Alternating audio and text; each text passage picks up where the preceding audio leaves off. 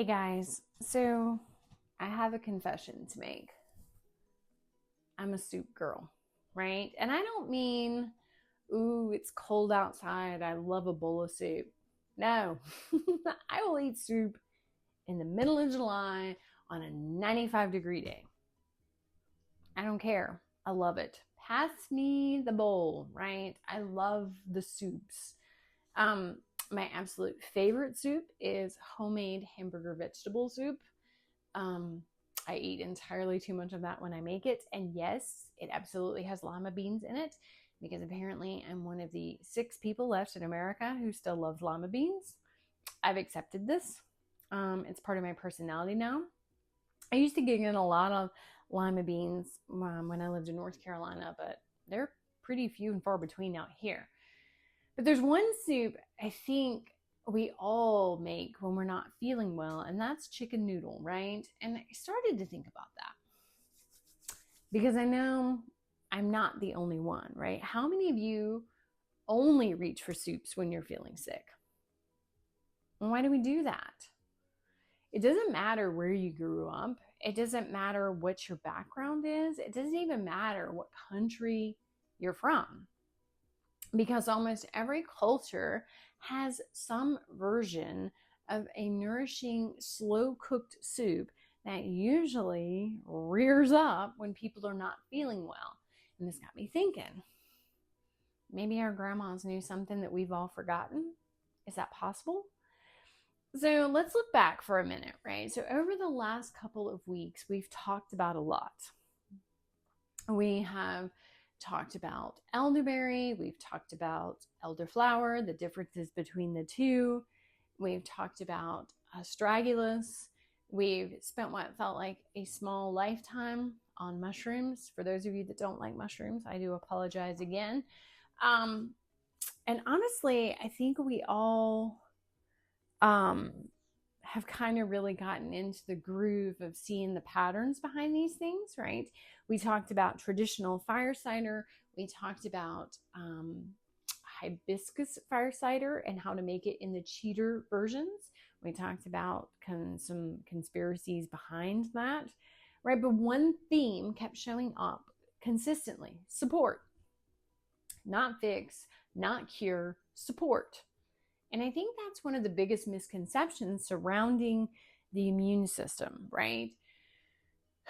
We tend to think about our immune system when we're already sick or when we feel it come on, right? We all know the ick, right?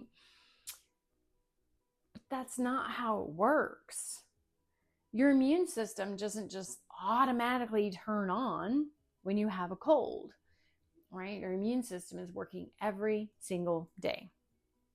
It is functioning while you're sleeping, while you're eating, while you're exercising, while you're completely vegged out on the couch and not thinking about anything else. And thank goodness that a lot of these things are automatic, because if we had to intentionally think about them, I'd probably be dead. But your immune system, right, didn't just decide to wake up this morning and work because you had a sore throat, right?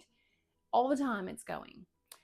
And that's why I've tried so hard throughout this entire series to avoid using the word boost, because support, I think, is a much more accurate way of thinking about it, right? Supporting your immune system isn't something you did for 3 days, right, with some whatever, because somebody came into your office coughing or some kid coughed on you at the store, right? Supporting your immune system is actually something you do every day. And that's where the soups come in. Because when we think about chicken noodle soup, we're really thinking about nourishment, warmth, hydration, maybe some proteins, minerals, vegetables, herbs, right? And honestly, comfort, right? That's the biggest thing. It's a really big comfort food. So if we're honest with ourselves, part of the reason that we love that chicken noodle soup has absolutely nothing to do with nutrition. It's emotional. It's comforting. It reminds us of somebody taking care of us, right? It automatically reminds me of my grandmother. And I don't think we should ever underestimate that connection that's there, right? So let's build a better bowl of soup, right? Because now we know more than we did a couple of days ago, right? We're not just hodgepodge Swedish chef, right? Throwing ingredients into a pot anymore. We're learning that our pots are actually a good place to formulate. We're thinking differently. We're starting with a good homemade stock. We're using pasture raised chicken. We're adding onions and garlic and carrot and celery for you weirdos. I'm not a celery girl, but we're thinking about herbs. We're thinking about adding astragalus because we know it does well in a long simmer, right? We know now what's the benefit of adding thyme to things. We're thinking about adding parsley for its benefits and sage. And if you're a mushroom person, right, you're probably adding shiitake mushrooms. But even if you're not a mushroom person, you have now learned that you can throw some of these mushrooms in for the medicinal purpose of them and then strain them back out, right, before adding your other ingredients. I think that's kind of cool, right? So just add it to that broth, let them simmer for a while, and when they have decocted for a while, then you pull them back out and throw your other ingredients in. You got the benefits without the mushrooms, right? We're working smarter, not harder here. So this isn't a soup video, if you've caught on, right? This is a practical application video. This is where we're going to start to apply and pull everything together that we've learned, right? Because we have spent the last couple months talking about food and herbs and mushrooms and decoctions and traditional preparations and formulations, and everybody's always reaching for the tea. But guys, you can use your food as well, right? We're going to literally take it all and put it in one pot. So now we don't have to figure out how to squeeze in another tea. We're using our herbs in dinner. So I think I need to leave you with one question, right? What if we stopped waiting, right? What if we stopped thinking about our health until we got terrible, right, about it, right? Until the ick hit set in. What if we focus on supporting our bodies every single day instead of trying to catch up when we're already exhausted, we're already overwhelmed, we're already under the weather, maybe our kids are under the weather with us, right? Because that's what this entire series has been about. Daily support, intentional choices, small habits that make big differences. Our food, our herbs, our movement, our rest, who we're hanging about. Some people can exhaust you, right?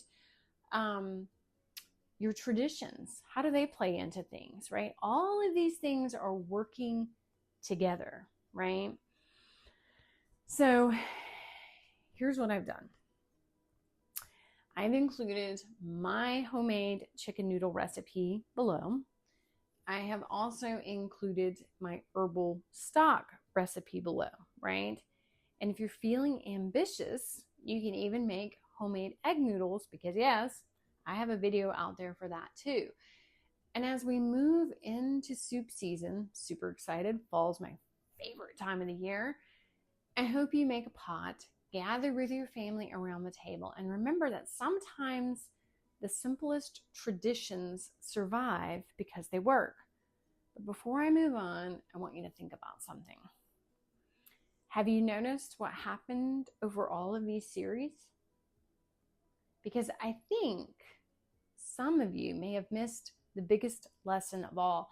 And next time, we're going to talk about that. Because maybe I haven't been teaching you body systems. Maybe I've been teaching you something entirely different. So until next time, guys, stay rooted, stay curious, and as always, keep growing in grace.